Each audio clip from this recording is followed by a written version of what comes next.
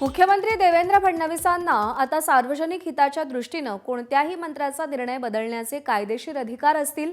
आता राज्य सरकारकडून महाराष्ट्र शासन कार्यपद्धती नियम 2026 अधिसूचित मुख्यमंत्र्यांना मंत्र्यांनी घेतलेल्या निर्णयावर हस्तक्षेप करता येणार।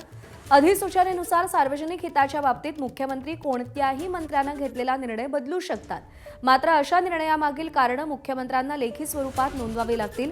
संबंधित विभागाच्या कामकाजाची प्राथमिक जबाबदारी त्या विभागाच्या मंत्र्याचीच राहणार। नव्या नियमांमध्ये मुख्यमंत्री, मंत्री, मुख्य सचिव आणि इतर सचिवांच्या प्रशासकीय अधिकार व कार्यपद्धतीबाबत स्पष्टता आहे। मुख्यमंत्री एखाद्या विभागातील कागदपत्र मागवू शकतात आणि संबंधित मंत्री तसंच विभागाच्या सचिवांनी ती कागदपत्र सादर करणं बंधनकारक असेल। अभिषेक मुठाळ आपले प्रतिनिधी आपल्याला अधिक अपडेट देतील। अभिषेक, हा नियम लागू झाल्यामुळे काय बदल प्रशासकीय पातळीतल्या निर्णय प्रक्रियेत आपल्याला पाहायला मिळतील?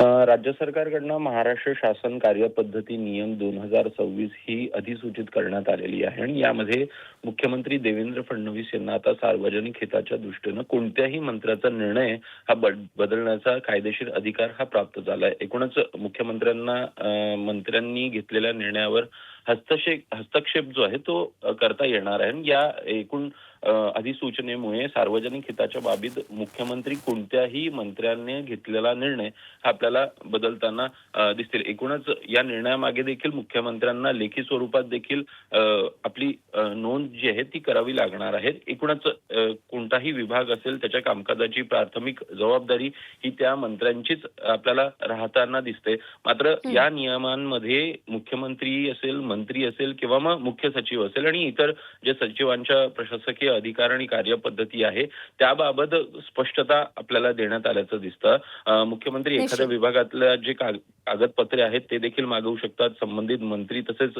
विभागांच्या सचिवांनी जी कागदपत्रे सादर केली आहे ते देखील बंधनकारक। बरोबर आहे। त्यामुळे या सगळ्यामुळे आता निर्णय प्रक्रियेत नेमका काय बदल आपल्याला पाहायला मिळतो हे पाहणं महत्त्वाचं आहे। अभिषेक, धन्यवाद दिलेल्या माहितीसाठी।